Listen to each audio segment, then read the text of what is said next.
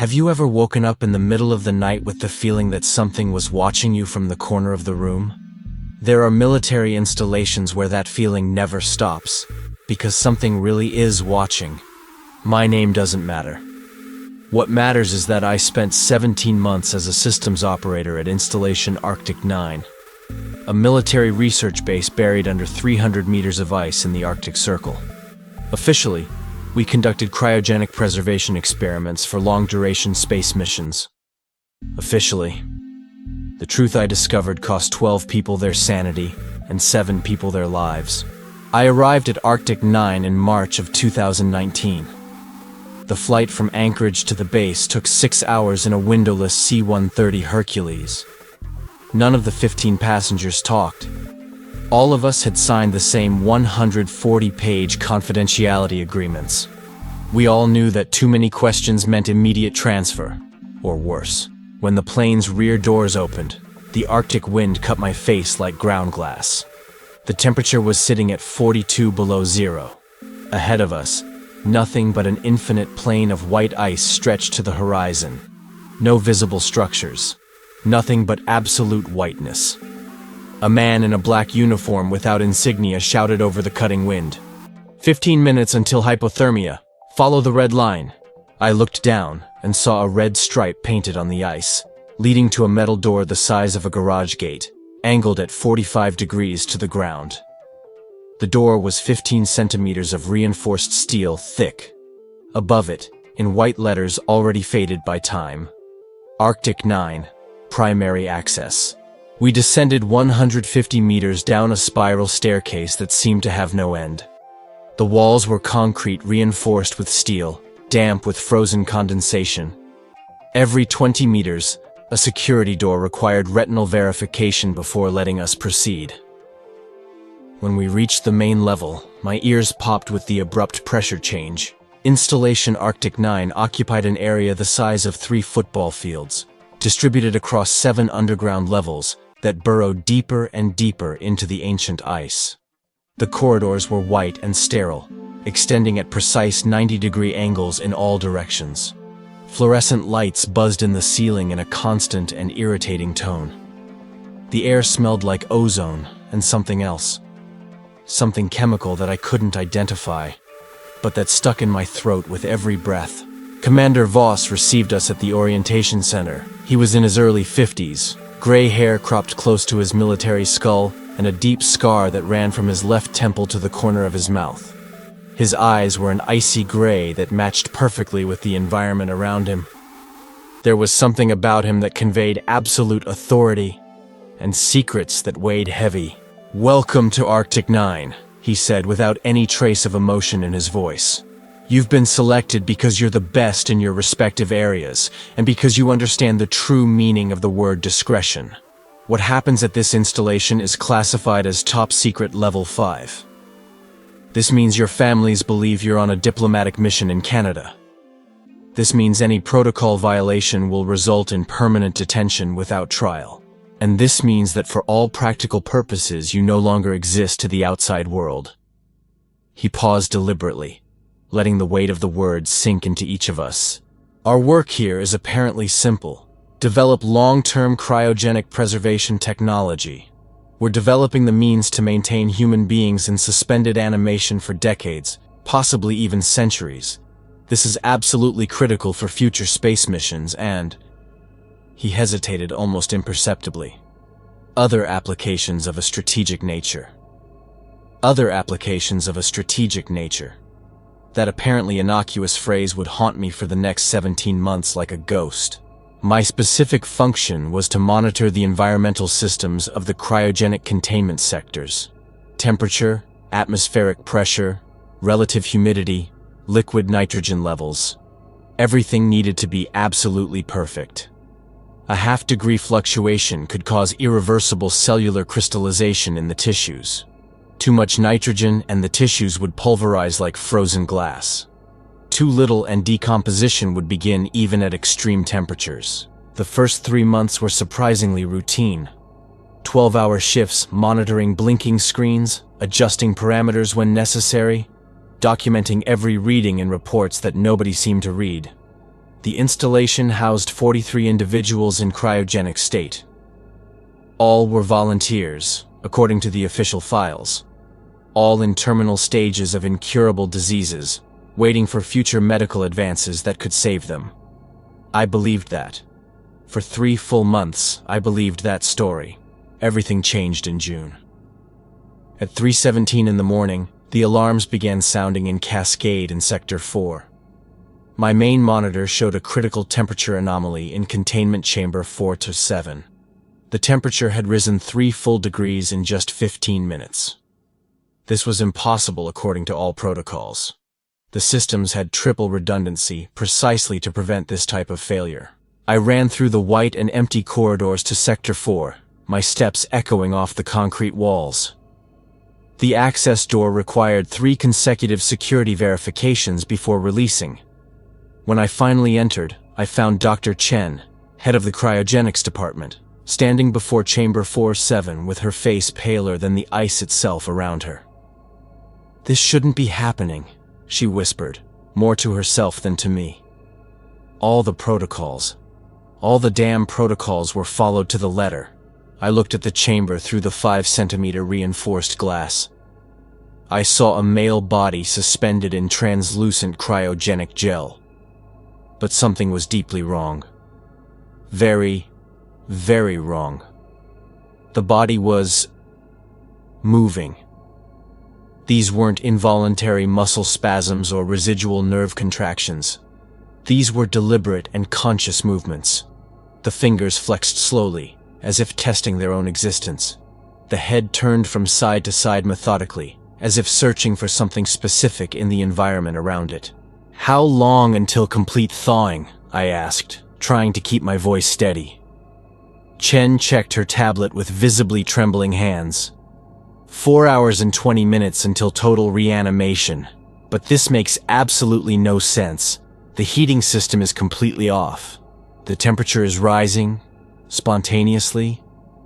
As if what? As if the heat was coming from inside the chamber itself. From the body itself. She was right. The internal sensors clearly showed that the heat was being generated from the inside out, contradicting all the laws of thermodynamics I knew. Commander Voss arrived 20 minutes later with a full team of armed security. He examined the situation in absolute silence for long minutes, then turned abruptly to Chen. "Prepare the reanimation room immediately. If he's going to wake up anyway, let it be under completely controlled conditions." "Commander, with all due respect, the subject isn't scheduled for reanimation for another 8 years according to the approved timeline. We don't have authorization from Central Command to—" "Dr. Chen," Voss interrupted her, his voice cutting like the ice outside. "I am the authorization here. Prepare the reanimation room, now." They transferred the body 2 hours later, using an emergency protocol that seemed to have been rehearsed before. I watched from an observation room through bulletproof glass while the medical team worked. The subject was a man of clearly Slavic appearance, between 35 and 40 years of apparent age. He had dark and slightly wavy hair, strong and muscular build typical of military personnel. According to the digital file that Chen had left open on her tablet by accident, that man had been frozen in 1952, 67 years ago. But the body I was observing had at most 3 years of post-mortem decomposition. I knew this with absolute certainty. I'd worked 2 years in forensic medicine before being recruited to Arctic 9. I knew the stages of decomposition better than I knew my own reflection. That body was too fresh. Impossibly too fresh. When the cryogenic gel completely drained through the extraction tubes, the man's eyes opened. Not gradually, as would be expected after decades of induced sleep. Not slowly, blinking against the light. All at once. Like a switch being flipped. As if he'd never really been unconscious. And then he started screaming. These weren't the confused screams typical of someone waking up disoriented. They weren't screams of ordinary fear. They were screams of absolute, primordial and visceral terror. The sound an animal would make being torn apart alive, knowing that death was coming and there was no possible escape. He thrashed against the reinforced leather restraints with superhuman strength. Blood began to flow from his wrists and ankles where the straps cut his skin down to the muscle. And then he started talking. In Russian. Too fast, too desperate, completely incoherent to anyone who didn't speak the language. Chen ran to the panel and turned on the automatic translation system we had installed for situations like this. The words appeared on the translator screen in English, but they made so little sense that for a moment I thought the software was malfunctioning. The corners. They always come through the corners. There can be no corners anywhere. Only curves. Only perfect circles. Euclidean geometry is an open door. They travel through the angles, through frozen time, through time itself. Voss leaned forward abruptly, suddenly much more attentive. Sedate this man immediately. I want him conscious and coherent in 30 minutes maximum. But the man continued screaming in Russian even as the potent sedatives entered his bloodstream through the IV line. His last words before finally passing out were translated as, acute angles. All of them are open portals. Anything less than 90 degrees. They hunt through them. Through the corners of time. The observation room fell into absolute and suffocating silence. Chen was the first to find the courage to speak. Commander, what exactly did he mean by, Doctor, how much do you know about Project Sci-fi? Her face paled even more, if that was possible. The supposed Nazi program of temporal manipulation research? I always thought it was just a myth. Disinformation planted during the Cold War. It wasn't disinformation, and it certainly wasn't a myth. Voss walked slowly to the glass, observing the now unconscious man with an indecipherable expression. In 1943, the Ahnenerbe, which was the official occult and paranormal research division of the Nazi SS, initiated a series of brutal experiments with something they called altered temporal perception. They used experimental combinations of psychoactive drugs, extreme sensory deprivation, and other techniques I won't detail here on concentration camp prisoners. The vast majority died in agony. Some went completely insane. But 3 subjects, only 3 out of hundreds, reported consistent experiences among themselves. He paused for a long moment, as if carefully weighing how much he should reveal to us. These 3 men said they saw entities, creatures that existed completely outside the linear temporal flow we know. Beings that hunted through the very angles of physical reality. The Nazis called these creatures Zeitjäger, hunters of time. I felt my stomach turn forcefully. And that man on the table? He's one of the original subjects from the Nazi program? Not exactly. He was a Soviet soldier captured in 1952 during secret operations right here in the Arctic. The Russians had developed their own parallel version of Project Zeitjäger. They called the program Kronos. This man, his name in the records is Dmitry Volkov. He was part of an initial team of 12 selected soldiers who were used as guinea pigs in temporal dilation experiments. Chen looked at Voss with an expression of absolute incredulity. Temporal dilation? Commander, that's completely impossible. Voss smiled coldly, without any real humor. Dr. Chen, exactly 3 weeks ago we thought another subject recovered from the Soviet Kronos program, a man named Alexei Sokolov. According to the original Soviet military records, he was frozen in 1952, at the exact biological age of 22 years. He paused deliberately, letting the weight of what he was about to say sink in completely. When we thawed Sokolov 3 weeks ago, our medical team estimated his current biological age at 68 years. 46 full years of aging and 67 years of cryogenics that should have completely stopped all biological processes. His cellular structure showed clear signs of accelerated temporal degradation, as if he had continued living and aging normally, even while technically frozen. I felt a cold shiver run down my entire spine. Where is Sokolov now? Voss didn't respond immediately. He just looked at the white linoleum floor. Chen insisted with a tense voice. Commander, where exactly is Subject Sokolov at this moment? In permanent psychiatric containment, level 7 of the installation. Level 7. The deepest and most secret part of Arctic 9. The place where they sent people who had seen things they shouldn't have seen. Who knew things they shouldn't know. Where they interned those who had broken in ways that couldn't be fixed. Is he mentally stable? I asked, already knowing I wouldn't like the answer. Define stable for me. Voss walked toward the door without looking back. He's technically alive. Doesn't speak a single word except one. Doesn't eat unless force-fed. And spends literally every second of every day obsessively drawing the same thing on the walls of his isolation cell. Drawing what exactly? Voss stopped at the door, still without turning to face us. Angles. Thousands and thousands of them. In complex mathematical sequences that our best mathematicians can't decipher or understand the pattern. And every time someone from the medical team enters his cell for examinations, he simply points to the corners of the room and whispers always the same word. What word is that? Tindalos. The door closed behind him with a final click, leaving Chen and me completely alone with the unconscious man who screamed about corners and hunters coming from time itself. I should have requested immediate transfer at that exact moment. Should have invented some urgent family emergency, claimed serious health problems. Anything minimally plausible to get out of Arctic 9 as fast as possible, but I didn't leave. Curiosity held me there. That terrible and destructive curiosity that had always been my greatest weakness. My original sin. Volkov woke up 6 hours after the sedatives. This time, he was apparently calm. Too calm, actually.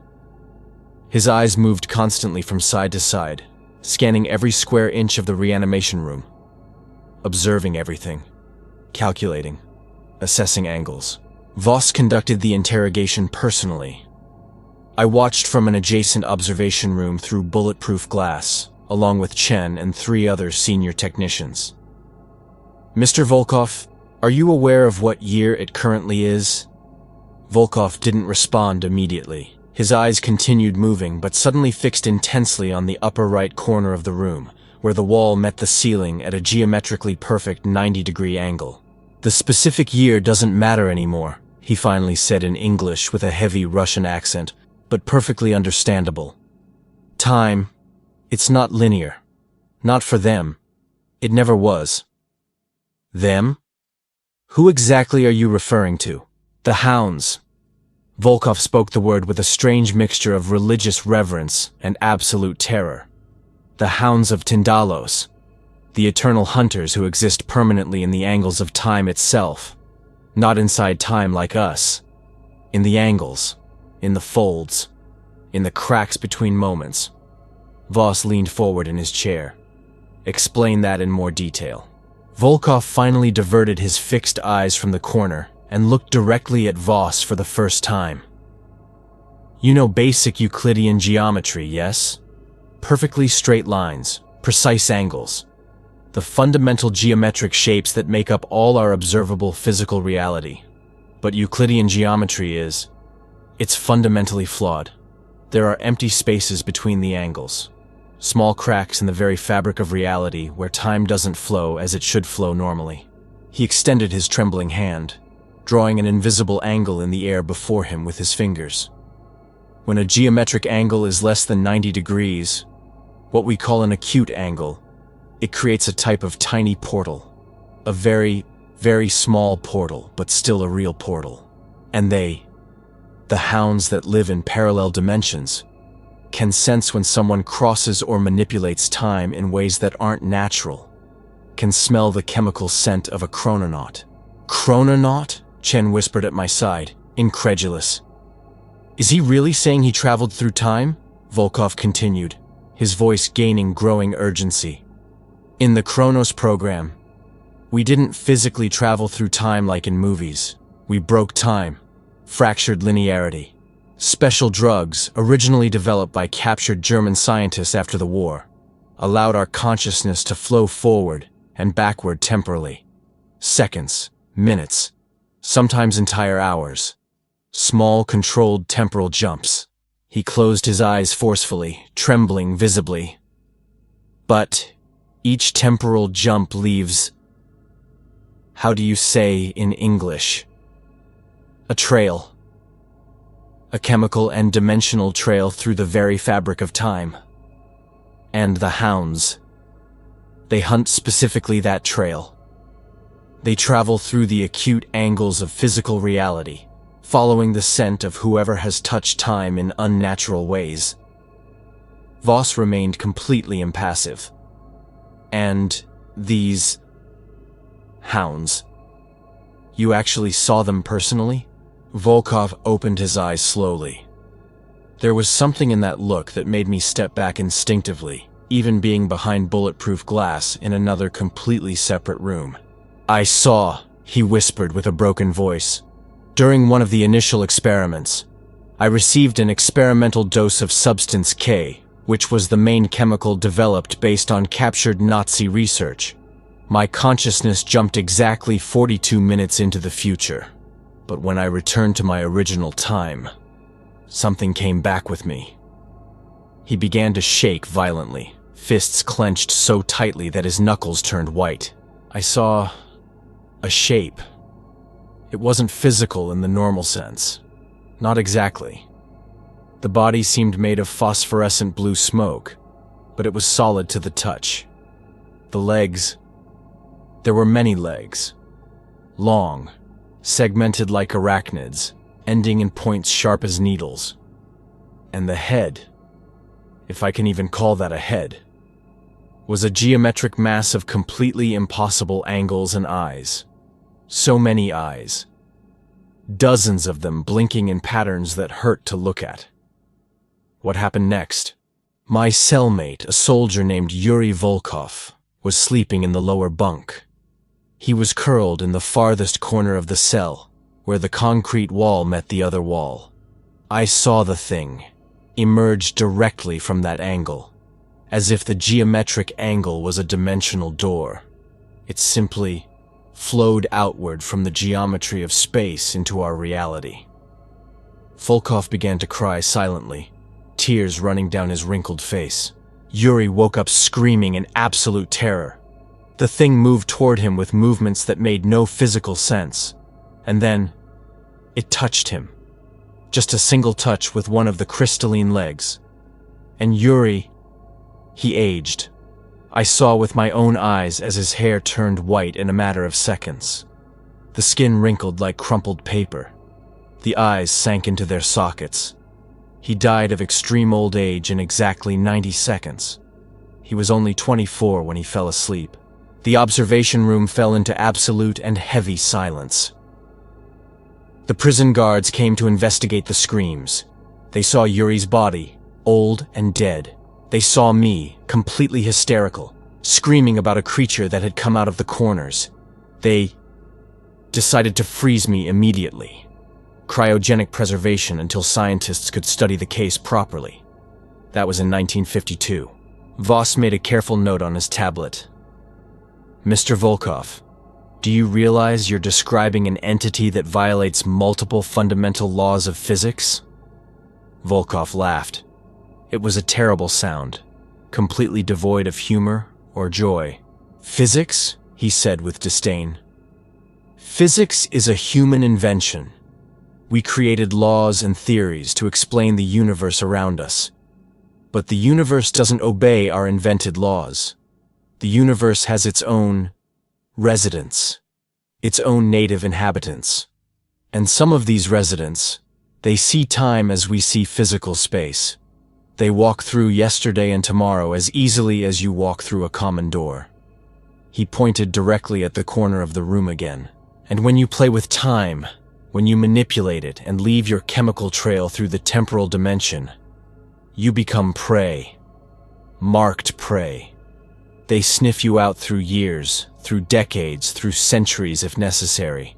It doesn't matter how much time passes. They will eventually find you. They'll emerge from the nearest angles and touch you with those crystalline legs. And when they touch a person, Voss asked with professional calm, when they touch, they drain your personal time. Your hours, your days, your precious years, all at once. You age decades in seconds, or... He paused, swallowing with difficulty. Or they do the exact opposite. They make you rejuvenate backward until you simply don't exist anymore. They make you unbirth. They reverse your existence. Unbirth. The word hung in the sterile air like toxic smoke. Mr. Volkov, Voss said carefully, if what you're telling us is true, why are you still alive?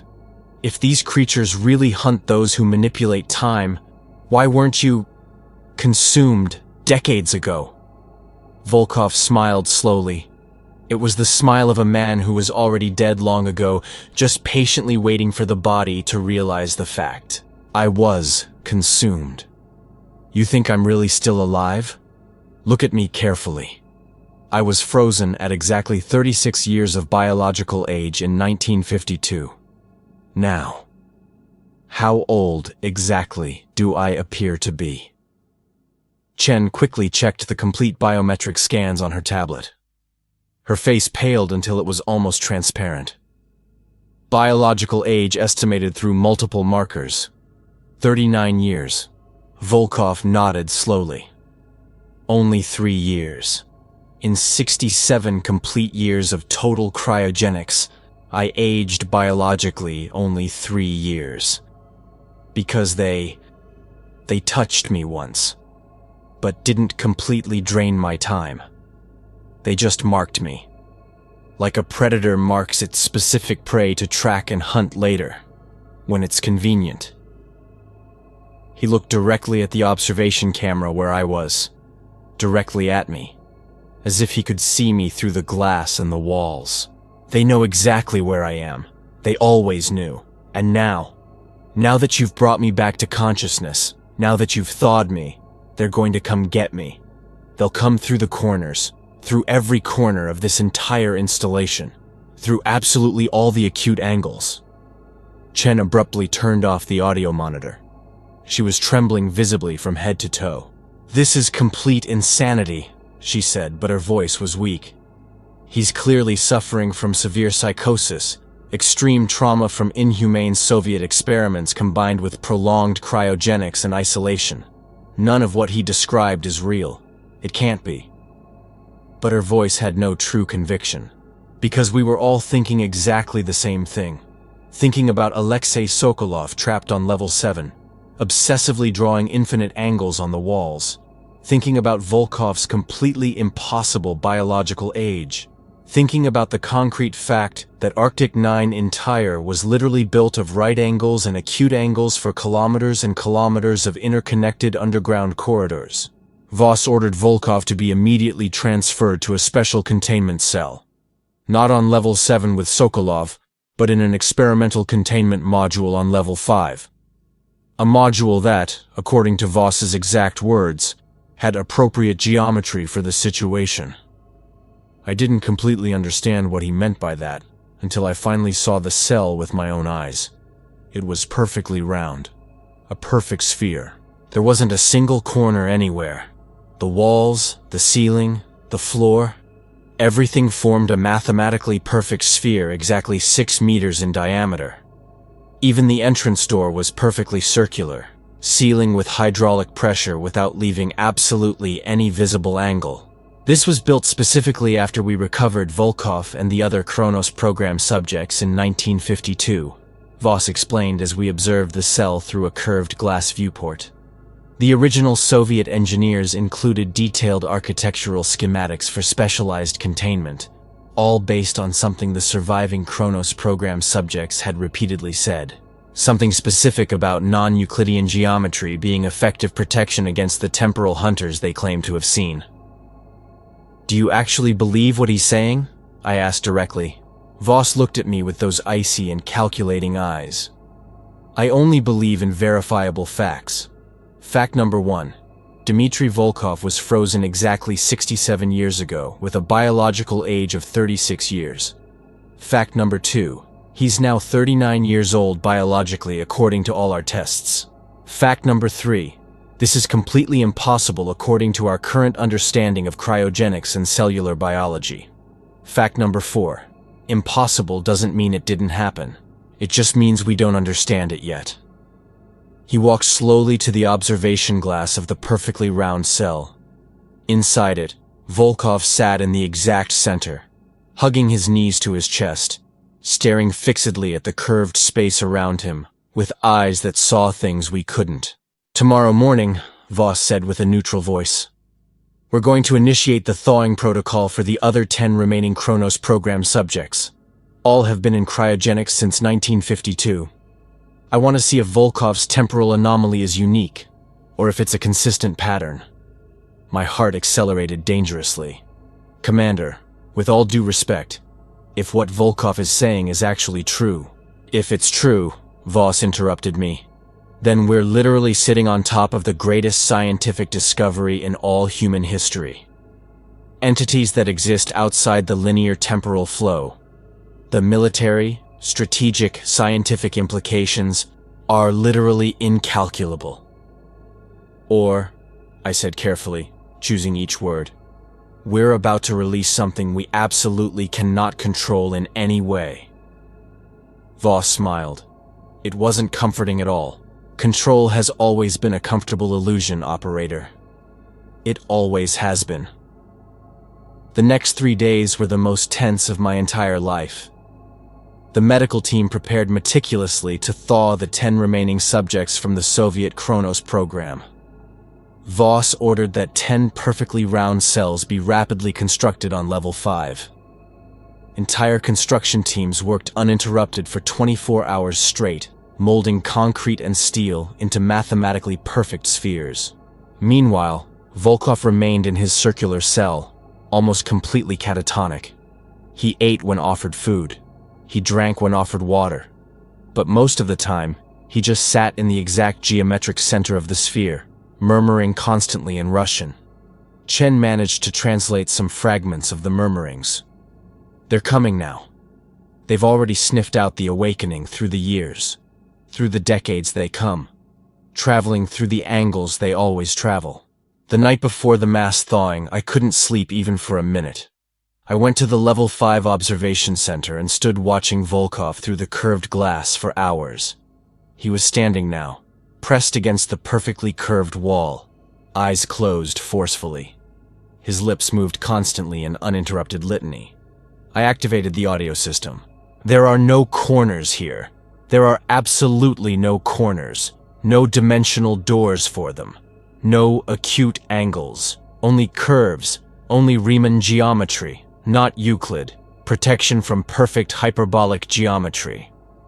It was like a desperate prayer. A litany against something he knew with absolute certainty was coming.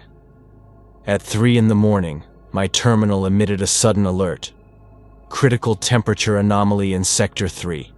Seconds later, another alert in Sector 1. Then another in Sector 6. The temperatures were dropping drastically. Too fast.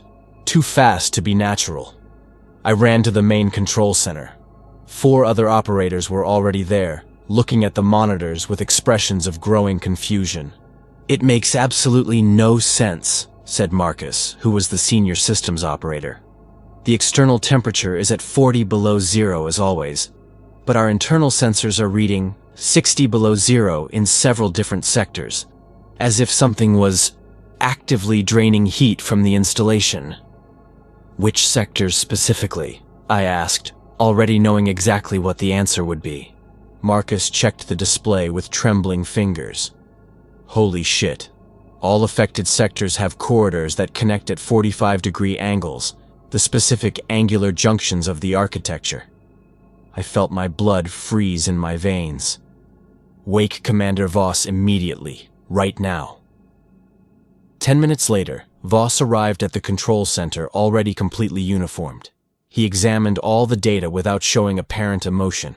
"Immediate sealing order for all affected sectors," he ordered with a firm voice. "Containment doors level 4. Nobody enters or leaves until we determine the exact cause of this anomaly." "Commander," I said, trying to keep my voice calm. "Volkov said specifically that they come through the corners, through the acute angles. All the sectors with abnormal temperature drops have—" "I know perfectly well what he said, operator." Voss cut me off coldly. "And I also know that temperature anomalies in underground Arctic installations are relatively common. Could be simple failure in thermal insulation, liquid nitrogen leak from the tanks, dozens of completely mundane and normal causes. And if it's nothing mundane?" Voss stared at me for a long, loaded moment. "Then tomorrow morning, we'll discover exactly what we're dealing with here. When we thaw the other subjects, if Volkov isn't alone in his anomalous temporal condition, we'll have scientific confirmation."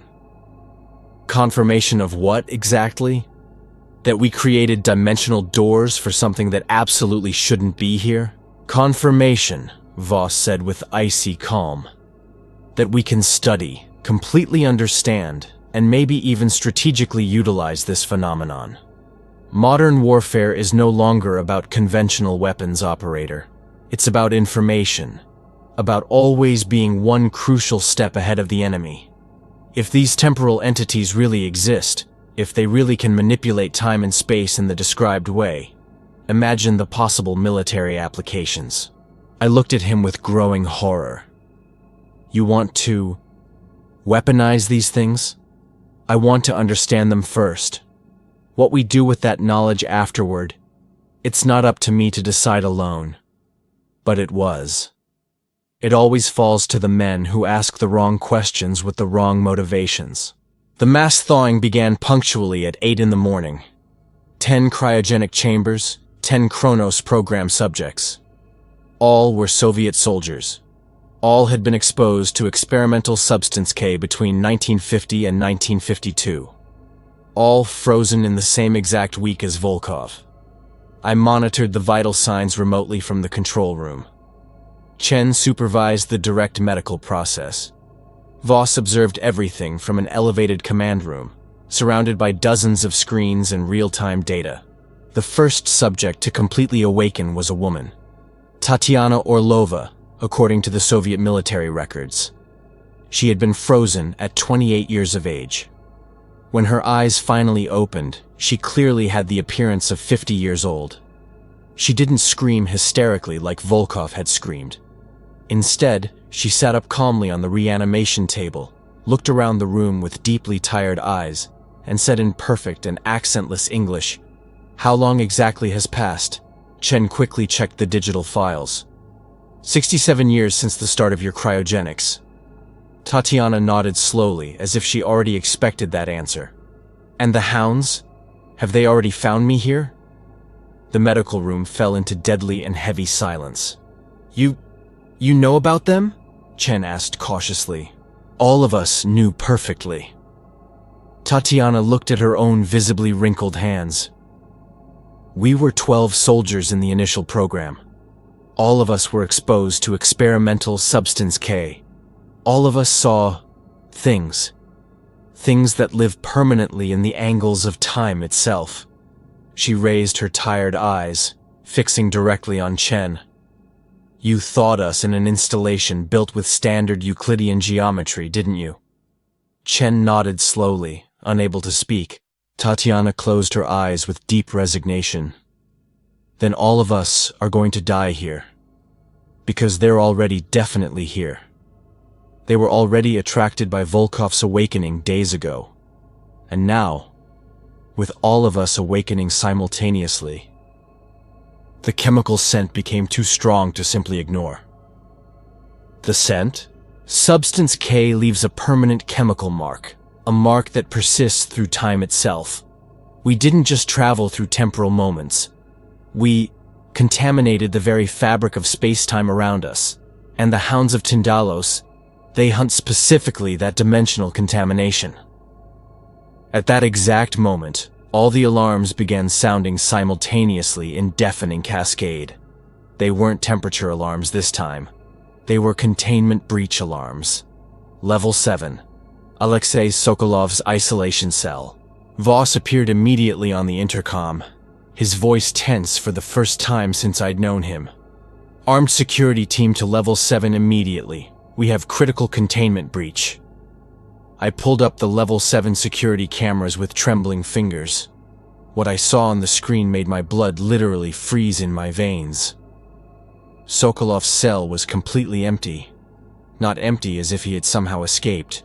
Empty as if he had never really been there. But the concrete walls. The walls were completely covered with his obsessive drawings. Angles upon angles upon angles. Thousands of them. And in the geometric center of each complex drawing, there was a specific shape. A shape that my eyes simply refused to process correctly, as if it was constantly vibrating between multiple dimensions. And then I finally saw it clearly. In the upper left corner of the cell, where the concrete wall met the ceiling at an angle of exactly 85 degrees, something was slowly emerging into our reality. I can't adequately describe what I saw. My brain simply didn't have references or context to process that. It was like phosphorescent and bright blue smoke, but it was solid at the same time, as if abstract mathematical angles had somehow gained physical mass and form. The legs. Long, articulated in a completely impossible way, emerging directly from the angle itself, as if the geometry was an open wound bleeding into reality. 6, maybe 8 legs. Hard to tell for sure because they seemed to exist simultaneously in multiple positions. And then the head, if that could be called a head, emerged completely. It was a geometric mass of irregular angular facets, like a malformed crystal. But each individual facet was a functional eye. Dozens of them, all moving completely independently of each other, all fixed intensely on something I couldn't see through the grainy footage. The creature, the hound, flowed completely out of the acute angle. Its movements were deeply wrong, as if it was moving through more spatial dimensions than the 3 I could perceive. 1 second it was in the upper corner of the cell. In the next frame, it was on the floor, with no visible transition between positions. And then it simply disappeared.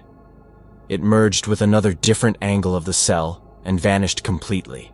"Total seal immediately," Voss ordered, his voice now openly tense. "Completely seal level 7. Nobody enters, nobody leaves for any reason." "Commander," Marcus shouted from the sensor panel, "we have movement. Multiple contacts on thermal sensors scattered throughout the installation. But the readings, they make absolutely no sense. The temperatures are inverting." I quickly looked at the thermal monitors. He was completely right. The infrared sensors showed patches of extreme cold actively moving through the corridors. But they weren't fixed or consistent patches. They blinked in and out of existence, appearing in a specific corridor and instantly reappearing in another completely different 150 meters away. Traveling through the angles themselves. Chen was screaming in the reanimation room. "We need to put absolutely everyone in circular containment, right now, if what Tatiana and Volkov are saying is really true." "I'm already arranging it," Voss interrupted her firmly. "Transport teams, move all Chronos subjects to the prepared spherical cells. Immediate movement." But it wasn't fast enough. Not even close to fast enough.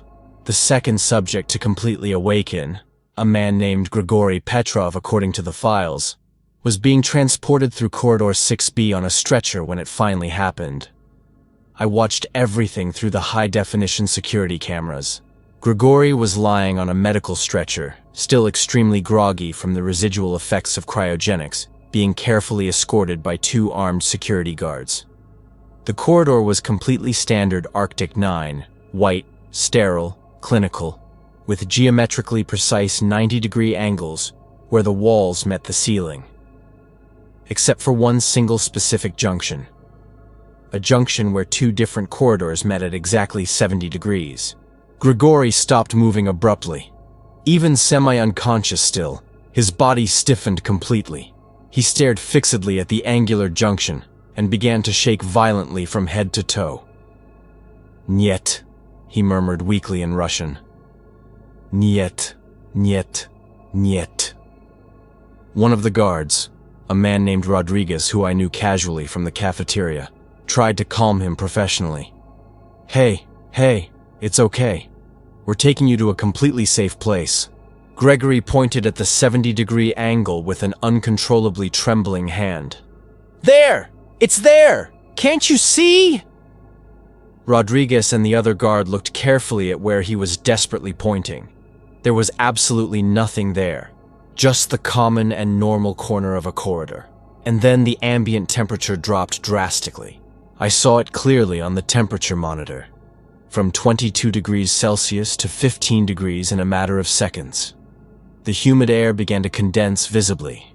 Thick fog began to form rapidly in the corridors. From the 70-degree acute angle, something began to slowly emerge. First, just a subtle visual distortion, as if space itself was bending. Then, the phosphorescent blue smoke, the impossible and segmented legs, the crystalline head with dozens of blinking eyes. Rodriguez saw it clearly. He was completely paralyzed, his heavy weapon falling from his hand without any resistance. His face, I'll never forget the expression of absolute terror and total incomprehension. The hound flowed completely out of the acute angle. Its movements were simultaneously hypnotic and deeply nauseating, like watching something that naturally existed in 4 spatial dimensions being brutally compressed into just 3. It moved directly toward Grigori lying on the stretcher. It didn't walk normally. It didn't run. It simply was progressively closer with each individual frame of the video, as if it was editing its own position in space-time frame by frame. Grigori screamed, a primordial sound of animal terror. The hound extended one of its crystalline legs, if that could be called a leg, and gently touched Grigori's chest. What happened immediately next defies any adequate description. Grigori aged, but not in a normal or gradual way. His hair didn't turn gray progressively. It turned completely white between one frame of video and the next. His skin didn't wrinkle slowly over years. It wrinkled instantly like paper being brutally crumpled. His eyes didn't gradually sink into their sockets. They simply dried out, transformed into withered raisins in a matter of seconds. And he continued aging far beyond that. Beyond extreme old age. Beyond normal decomposition. His flesh began to give way and fall apart in accelerated time. The muscles atrophied completely and disappeared. The skin became thin parchment, and then simply dust. In exactly 30 timed seconds, all that remained of Grigory Petrov was a complete human skeleton. And then not even that remained. The bones gradually pulverized, becoming fine ashes that spread across the corridor floor like macabre and bluish snow. Rodriguez and the other guard ran desperately. They ran without looking back even once, screaming completely incoherent into the radio. The hound didn't pursue them in any way. It simply stood there, its crystalline form pulsing rhythmically with a deeply sickly blue light. And then, it slowly turned. It turned that geometric mass of angular eyes directly toward the security camera, directly at me watching. And I really felt that completely alien consciousness observing me through space and through time. I felt that it knew exactly where I was physically, and when I was temporally. Then it simply merged back into the 70-degree angle and disappeared completely from visible reality. The control center exploded into absolute chaos. People screaming without control, dozens of alarms sounding simultaneously, monitors showing anomalous thermal patches appearing and disappearing throughout absolutely the entire installation. Voss assumed total command immediately. Emergency evacuation order for all sectors with standard angular geometry. All personnel must proceed immediately to the circular containment zones on levels 5 and 6. Always move in groups of minimum 4 people. Avoid absolutely all acute angles whenever possible. Move now. Chen came running to the control center, completely pale and trembling. The other remaining Chronos subjects. They're all conscious now. All are saying exactly the same thing. They say the hounds won't stop hunting. That once they've sniffed out the specific temporal contamination, they'll hunt systematically everything and everyone in this installation who had any contact with Substance K. How many people had direct or indirect contact? I asked, already knowing I wouldn't like the answer at all. Chen looked at me with absolute despair in her eyes. Everyone who worked directly in the cryogenic sectors. Everyone who physically handled the Chronos subjects. Everyone who breathed the same recycled air as them since the initial thawing. 83 people. 83 personnel potentially marked for hunting. Voss maintained that characteristic deadly calm. How many fully functional circular zones do we have available? 12 total, I responded quickly. The 10 cells built specifically for the Chronos subjects plus 2 pre-existing emergency rooms. Maximum capacity of each? 4 people comfortably according to standards. 6 people at the absolute safety limit. Voss did the quick math. 72 people in ideal conditions. 96 people at the absolute physical limit. He paused briefly, the weight of the simple and cruel math sinking into all of us simultaneously. 83 living personnel. 12 completely safe rooms. Some of us would definitely be left out. Absolute priority for essential personnel, Voss ordered without emotion. Qualified medical personnel, armed security teams, critical systems operators, senior researchers.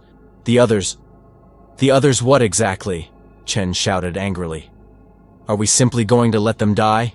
We're going to make extremely difficult decisions based strictly on maximum possible survival, Voss responded with absolute coldness.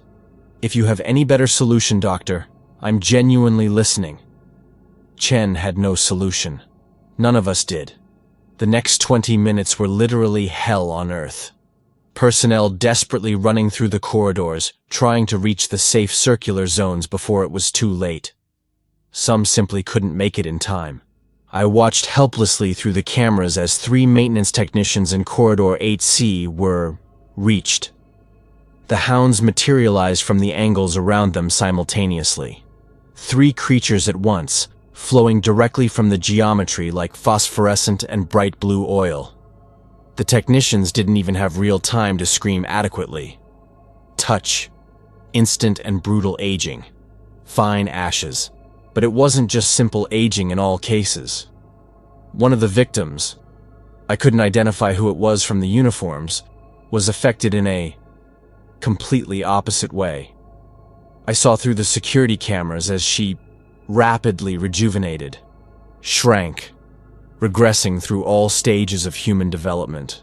Adult to adolescent, to small child, to newborn baby, to absolutely nothing. She simply ceased to exist completely, as if she had been rewound far beyond birth, beyond conception, until she was nothing more than an unrealized potential floating in the ether. I managed to reach Circular Zone 7 on level 5 after a desperate run. 16 people were already crammed inside, pressed against the perfectly curved walls. The space was claustrophobic and suffocating. The air was heavy with palpable fear and cold sweat.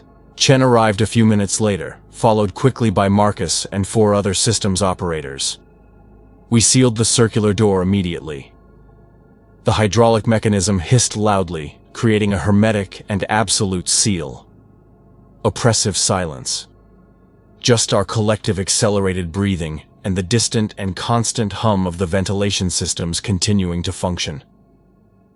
"Are we really safe here?" someone asked with a trembling voice.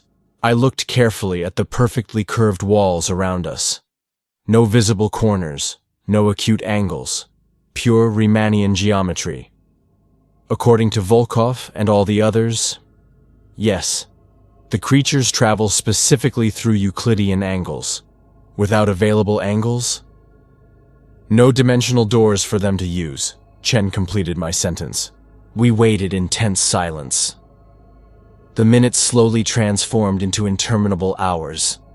Through a small circular monitor installed in the center of the room, we could see limited feeds from installation security cameras.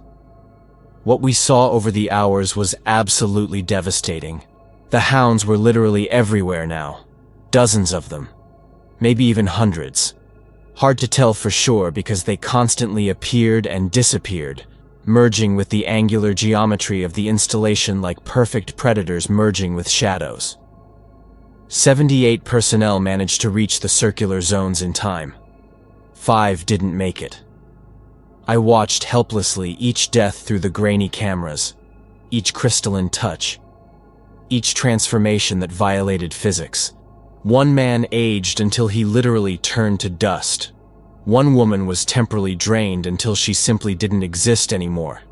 Another seemed to split temporally, visibly existing at multiple ages simultaneously, before collapsing into something that was no longer recognizable as remotely human. And the hounds continued hunting tirelessly. "Why don't they stop?" Marcus whispered, horrified. "They already got everyone who was contaminated. Why are they still here?" Tatiana Orlova, confined in a nearby circular zone, answered through the intercom system. "Because the entire installation is deeply contaminated now. Substance K doesn't just affect people directly. It affects the very space around them, the time around them. This installation existed in the same space-time as us for complete months, breathed our contaminated air, shared our distorted time." Her voice was deeply tired, completely resigned. "All of Arctic 9 is essentially an open temporal wound now, and the hounds are going to systematically cleanse it." "Cleanse exactly how?" Voss asked from his own circular refuge. "It means," Volkov interrupted somberly from his original cell, "that they're going to meticulously drain all the temporal contamination from this entire installation. Every second that was minimally touched by our anomalous presence. Every moment that was altered, however small the alteration." There was a long and heavy pause. "How long exactly will that take?" I asked. "For them? Time doesn't work the same linear way. For us, waiting here inside, we don't know for sure. Days, weeks, maybe even years." Volkov laughed bitterly. "Or maybe they've already finished completely. Maybe we're living the last moments of our existence stretched through a relative eternity. Completely impossible to tell for sure." Hope for any rescue died completely at that moment. Because even if we somehow managed to signal the outside world, even if they sent rescue teams, what exactly would they find here? How do you combat something that exists fundamentally outside linear time? How do you evacuate an installation when the only genuinely safe places are spherical cells with no viable exits? We were completely trapped. 3 complete days passed. At least 3 days according to my wristwatch. But there was something deeply strange happening with time itself. Sometimes it seemed like entire hours passed in minutes. Other times, minutes dragged for eternities. Food began to run dangerously low. Each circular zone had emergency supplies planned for 48 hours. We were severely rationing now. 4 dry crackers per person per day. Half a liter of water. On the 4th day, or what we thought was the 4th day, the lights began to fail irregularly. They didn't go out completely at once, but they flickered erratically. And when they flickered, I could swear I saw shapes moving in the corners of my peripheral vision, angular shapes glowing in sickly blue. "They're systematically testing us," Tatiana said through the intercom with a monotone voice. "Looking for weaknesses in the geometry of the cells, looking for microscopic imperfections." These rooms were built with absolutely millimetric precision, Voss responded defensively. There are no acute angles. There are no doors for them. You were right about the millimetric precision, Tatiana agreed calmly. But absolute mathematical perfection is fundamentally impossible in the physical world. There are always inevitable micro-imperfections, nanometer deviations in curvature, and they can eventually exploit even that, if they have enough time. How long exactly? Chen asked, voice visibly trembling. We don't know for sure. This specific geometry is new to them. They're learning how to penetrate it. That specific word, learning, was more terrifying than anything else that had been said. They were actively learning, evolving their techniques, adapting to our defense. On the 5th day imprisoned, the first microscopic angle finally appeared. It was absolutely tiny, truly microscopic. At the precise junction where the circular door met the curved wall of circular zone 4. An imperfection of maybe 2 degrees at most. It had probably always been there since construction, an inevitable result of thermal expansion of the metal or minimal settling of the concrete. But now the hounds knew exactly it was there. The temperature in Zone 4 began to drop drastically. The 7 people inside began screaming desperately, pointing at the almost imperceptible junction of the door. Phosphorescent blue smoke began to slowly leak through the tiny imperfection, like water under extreme pressure, forcing its way through the smallest possible opening. "Seal the door!" someone shouted desperately. "Do something!" But there was absolutely nothing to do. The geometry was irrevocably compromised. The angle existed. It was real. And through it, the hounds came patiently. It took exactly 30 minutes. 30 minutes of absolute horror as that completely alien form compressed itself through an imperfection of only 2 degrees. Like watching something from higher dimensions being brutally forced through 3-dimensional space, too small to adequately contain it. The legs emerged first. Long, articulated in an impossible way, blinking in and out of existence as they struggled against local physics. Then the body, if that was a body, a solid mass of impossible angles and non-Euclidean geometry. And then that terrible crystalline head, those eyes, dozens of them, all fixed intensely on the 7 terrified people trapped in the room with no exit. The complete massacre took only 2 minutes. I watched everything through the monitor, unable to look away. 7 people. 7 crystalline touches. 7 transformations that violated physics. Brutal aging. Temporal regression. Division through multiple ages. One man seemed to visibly exist at 3 different ages simultaneously. Small child, adult, elderly, before collapsing into something that completely violated the most basic laws of biology. When it finally finished, Circular Zone 4 was completely empty. Just bluish ash stains scattered on the perfectly curved floor. The hound remained standing there for a moment, its geometric form pulsing rhythmically with sickly light. Then, it simply disappeared. It merged back into the micro-angle. But now all of us knew the truth. The circular zones weren't really safe. Not perfectly. It was just a matter of inevitable time until they found the microscopic imperfections in absolutely all of them. "We need to get out of here," Chen said, voice breaking completely. "We need to try to reach the surface. Call rescue somehow." "And how exactly?" Marcus shot back desperately. "We have 150 meters of completely angular corridors between us and the main exit, all absolutely full of those things. So we stay here and wait patiently to die?" Chen shouted. Absolute silence. Because she was completely right. We were just delaying the inevitable. It was Volkov who finally offered something that could be a solution. Or at least, something that could be. "There's one possible exit," he said through the intercom. "But it's extreme." "Speak immediately," Voss ordered. "Substance K." The experimental drug that gave us anomalous temporal vision, that marked us permanently. Are there samples of it stored in the installation? Chen quickly checked the digital records. Yes. Secure chemical storage on level 3. But it's in a sealed vault, and to get there, we'd have to cross multiple corridors full of hunting hounds, Volkov completed. Yes, but there's another viable option. He paused deliberately. You can synthesize more substance K. The complete chemical schematics are in the Soviet archives we recovered. Complete formula.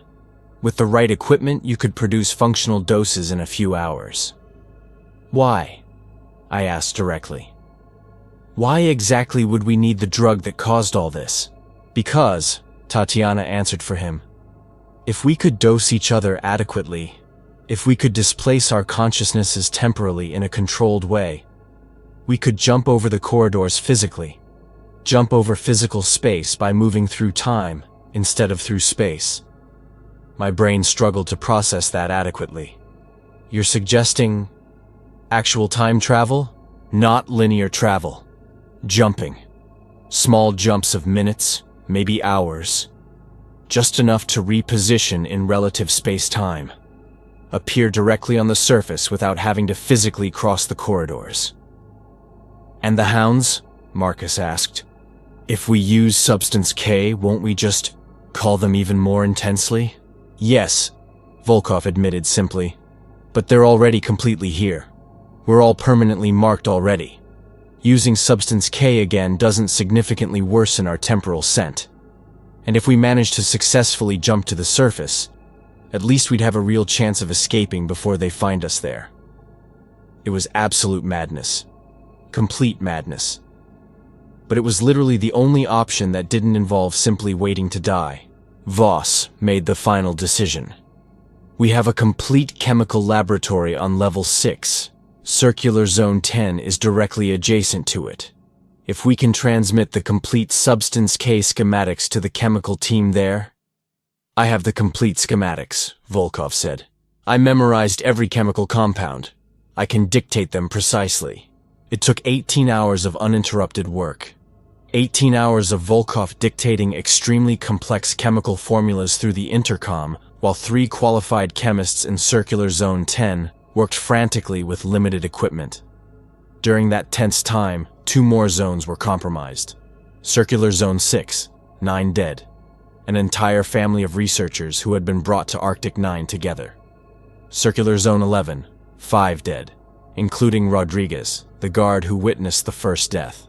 Only 62 people remained alive in 7 circular zones, and the hounds continued learning patiently, continued finding microscopic imperfections, continued hunting tirelessly. When the substance K was finally ready, there were only enough doses for 20 people. The chemists had worked with limited materials, under extreme stress. It was a genuine miracle they'd managed to produce that. 20 doses. 62 people alive. Random lottery, Voss said simply. Names in a hat. Basic fairness. But it wasn't fair at all. It never would be. I drew a folded paper. Number 17. I was in. Chen drew number 34. She was out. Marcus was in. Most of the system's operators were out. Tatiana and Volkov, ironically, were out of the lottery. We've been temporally marked too much already, Tatiana said without any emotion. Our temporal contamination is too deep. If we used Substance K again, we don't know what would happen. Maybe we'd completely disintegrate. Maybe we'd attract so many hounds simultaneously that everyone would die. She was accepting death with surprising calm. Chen, I said quickly, take my dose. You're a qualified doctor. It's more important that you... No, she interrupted me firmly. You follow established protocol. You survive. There were tears in her eyes, but her voice was absolutely firm. Just tell our complete story. Don't let this be completely forgotten. The doses were carefully distributed. Phosphorescent blue liquid in reinforced glass syringes. It seemed to glow with its own alien light. Voss gathered us through the intercom. The plan is extremely simple. Everyone doses simultaneously. Concentrate intensely on a single temporal point. 3 hours in the future, location. Arctic surface, exact coordinates of primary exit. The substance K should allow your consciousnesses to jump to that specific moment place. Should? Someone asked nervously. It's completely experimental, Voss admitted. But it's our only real chance. And those who stay here? Chen asked calmly. Voss didn't respond. There was no possible answer. I held the syringe with trembling hands. The blue liquid reflected light in a strange and hypnotic way, almost as if it were alive. My hand trembled uncontrollably.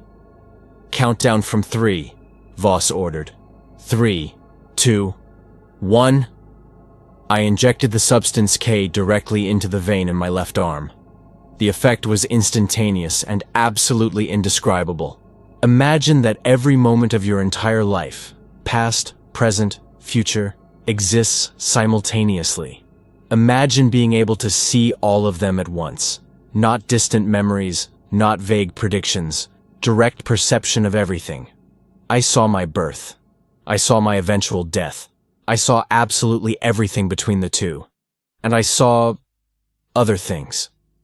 Things that weren't part of my normal linear timeline, infinite ramifications, unrealized possibilities, futures that could have been, pasts that almost were. And I saw the hounds with terrible clarity. They were always there, in every moment, in every angle of reality itself, like eternal predators tirelessly patrolling the corners of time itself. And all of them saw me. I felt their completely alien consciousnesses fixing on me through time. I felt primordial hunger, not hunger for food, hunger for order, for correction. They were like cosmic antibodies, systematically eliminating temporal anomalies, and we, those touched by Substance K, were the greatest anomalies they had ever encountered. Focus, I screamed to my fragmented consciousness. 3 hours future. Arctic surface, primary exit coordinates. And I jumped. There are no words in human vocabulary to adequately describe the sensation. As if every molecule of my body was being carefully disassembled, sent through completely impossible dimensions, and reassembled on the other side. For an infinite moment, I completely ceased to exist. And then, frozen air, cutting Arctic wind, dark blue and infinite sky. Surface. I opened my eyes with difficulty. I was on my knees on solid ice, exactly 200 meters from the sealed entrance of Arctic 9. I vomited violently. When I finally finished, I looked around trembling. 16 people. Only 16 of the 20 who took Substance K had managed to arrive. 4 didn't make it. I don't know what happened to them. Maybe they got completely lost between moments. Maybe the hounds caught them during the jump. Maybe they simply ceased to exist. Voss was there. Marcus was there. I was there. Chen wasn't there. We need to go immediately, Voss said, already moving quickly. Every second here we're leaving fresh temporal trail. They'll inevitably track us. And the others? I asked, already knowing the answer. Lost, Voss said simply. Move now. We walked for 3 hours through the infinite ice until we reached the emergency extraction point. A signal beacon was buried under compacted snow. Voss activated it. 6 hours later, a military helicopter found us. Nobody spoke a single word during the flight back. There were no words. That was 8 months ago. Arctic 9 was officially sealed permanently. Controlled explosives melted all the entrances. Tons of concrete were poured. All records were classified at levels that officially don't exist. The 42 people who were left behind? Officially, they died in a catastrophic reactor accident. The families received generous compensation. Memorials were held. Lies. All careful lies. But I can't reveal the truth. Confidentiality agreements with death penalty. Veiled threats. Constant surveillance. The 16 survivors were immediately dispersed.